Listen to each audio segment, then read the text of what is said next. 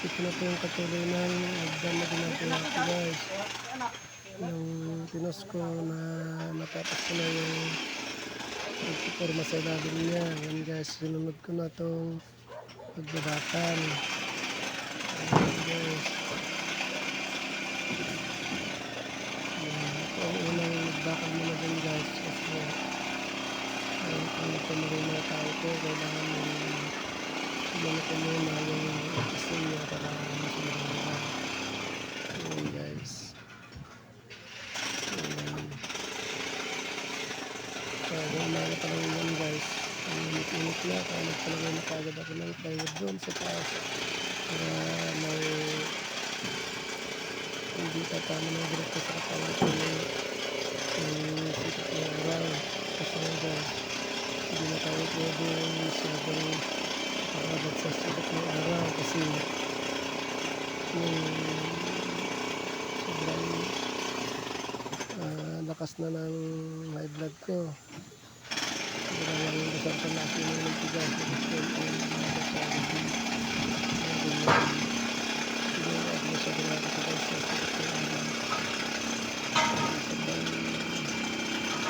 Init.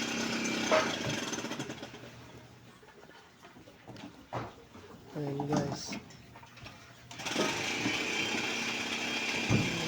Isa mo namin talaga itong pagkabakan para bukas mailagay ng forno ng ricer niya. Ayan guys. Ayan. Alagaan lang ng construction guys. Kasi ramdam mo lahat ng pagod na hindi lang sa nakapagod na trabaho kundi sa paglalasipat ng araw, sobrang init. Sabi nila, niram na ng araw. Diretso pa rin ang trabaho. Ayan guys. Kaya naman lagi tayong mag-iingat kasi nga mahirap nung magkamali pa sa trabaho. Marami kang gagawin na hindi dapat gawin. Kaya ganyan guys. Ginagawa ko muna yung unang setting niya kaya ito yung pagkatuwa mo sa mga tao ko. Ayan. Tiis-tiis lang tayo dahil ganito na talaga ang trabaho natin dahil hindi naman tayo nakapag-aral kaya tiisin natin yung ating trabaho na ganito. Kumbaga dito lang tayo nakakakuha ng magandang sahod at trabaho na hindi naman kinakahiya o ano pa man. Marangal din na trabaho ito guys kasi nga pinaghirapan naman natin kaya tiis lang tayo. Darating din ang panahon na mapagtatapos din natin yung mga anak natin sa pamamagitan ng pag-construction. And guys, kapag nakatapos na sila, masaya na tayo guys. Kaya tiis-tiis lang. Saan ba't makakaraos din tayo guys pagdating ng araw.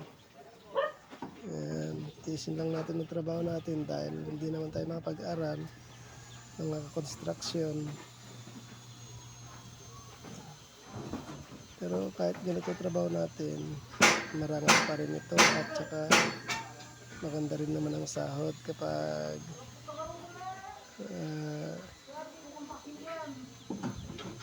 makakasunod tayo sa ano ng gobyerno. Ayan guys.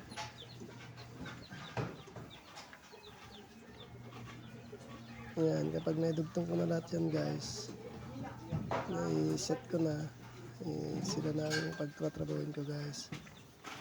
Papahinga na ako guys kasi nga sobrang init. Ayan guys, naidugtong ko na lahat kaya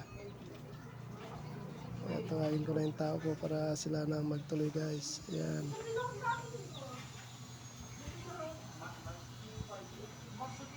Ayan guys.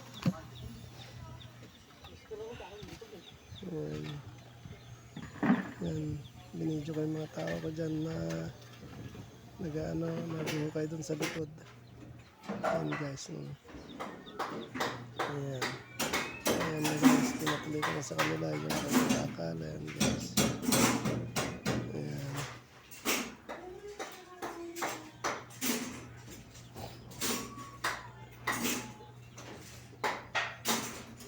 Ayan guys, sila na nagtuloy. Tapos yung iba, pinabaklas ko na itong mga tubo dito sa ilalim. Dito sa first floor. Ayan guys. Malinis na guys yan. Pinapalinis ko na lahat yan para maayos. Ayan guys, nalilinis na nila yung mga may pako na kahoy guys, kasi ayaw kong patambak yan na hindi natatanggal yung mga pako niya guys. Hindi mo alam kung madisgrasya ka, makatapak ka ng pako. Kaya pagkabaklas guys, matatanggal ko na natin yung mga pako niyan bago ko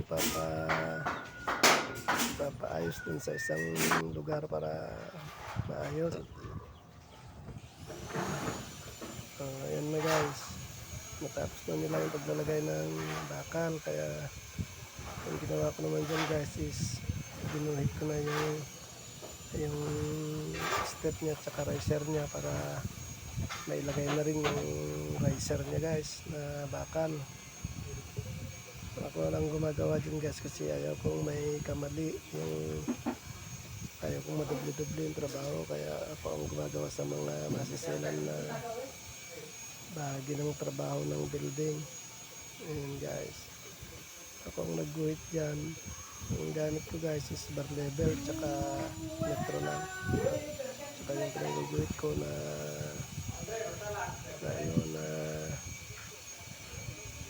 chopstone. Ayan guys.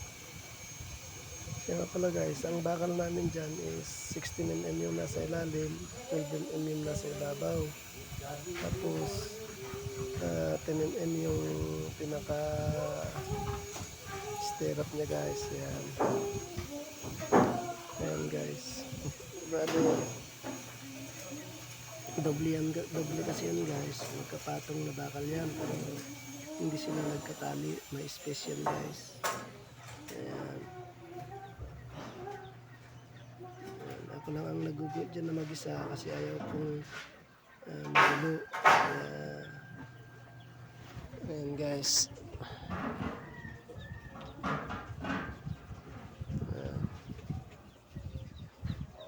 Tapos pinagawa ko na rin sa tao ko yung forma ng riser. Ayan.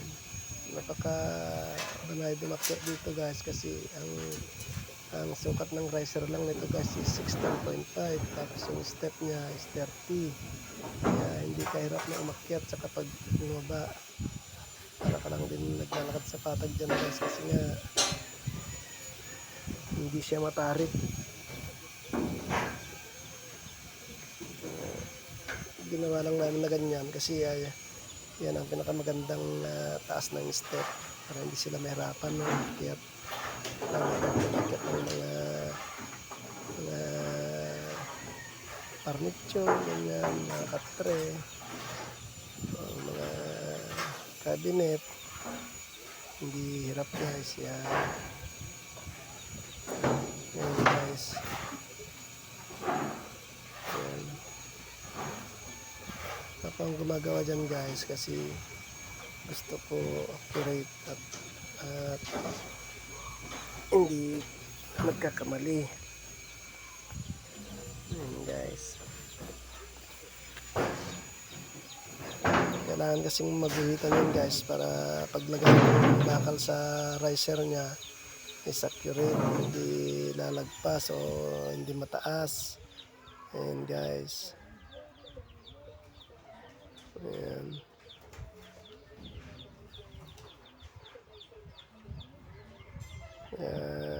Ako lang gumagawa dyan guys kasi gusto ko talaga na maayos ang trabaho.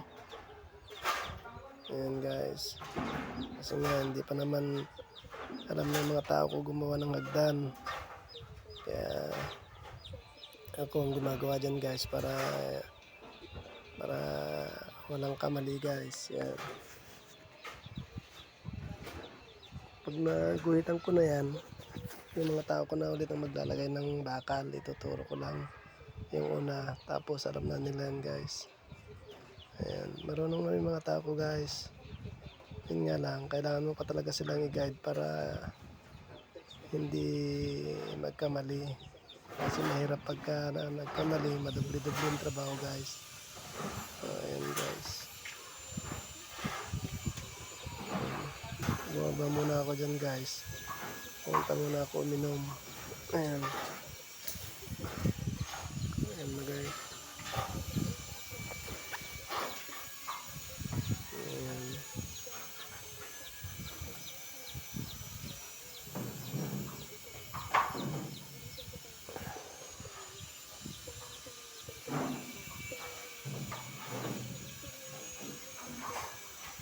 Ayan guys. Lilim na dyan guys kasi hapon na yun guys. Malapit na kami lumarga dyan guys.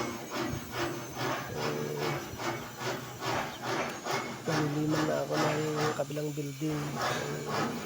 May bahay kahit kasi dyan. Sa may kanan ko.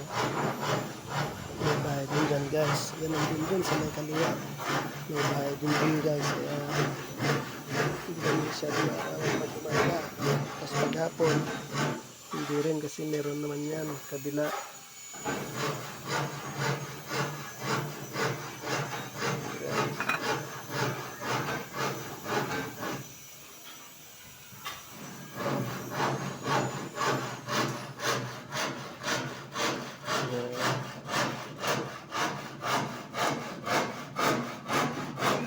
Guys, malapit na akong matapos guys.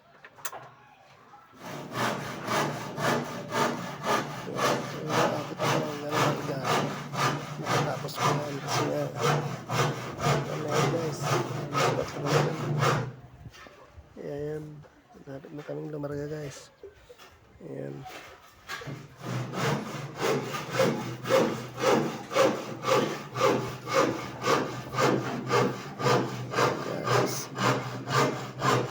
Tingkas na lang ito guys. Matapos na ito.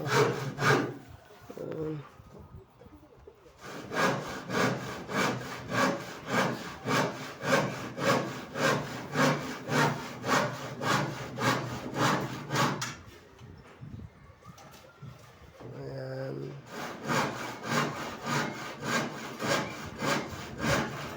Guys.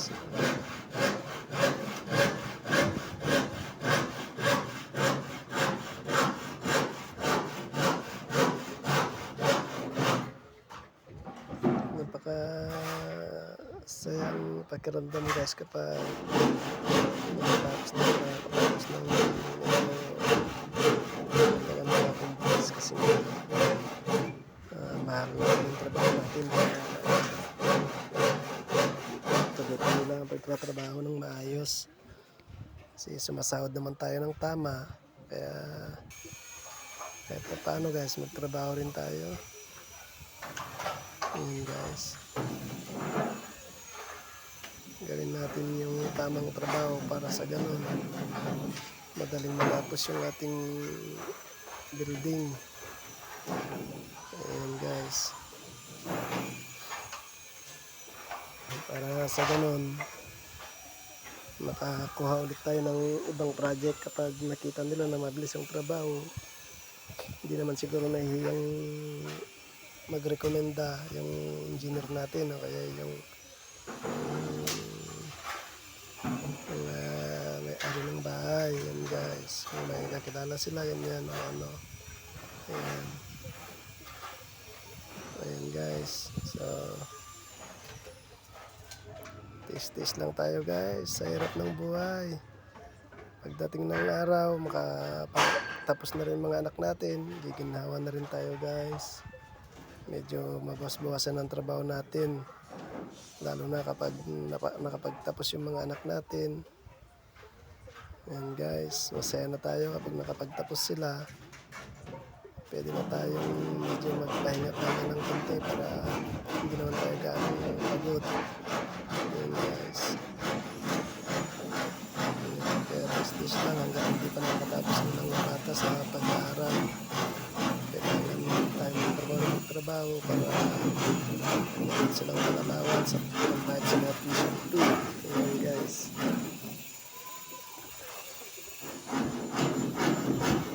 Yun talagang meron natin sa buhay guys. Trabaho lang tayo para may pagkain tayo sa mga pamilya natin. Yung sa pagod natin, ang pawis. Ayan guys. Okay guys, hanggang dito na yung video ko guys. Thank you for watching my video. Salamat sa panonood at salamat din sa mga nagsishare. Thank you so much. Love you and God bless you. Bye bye.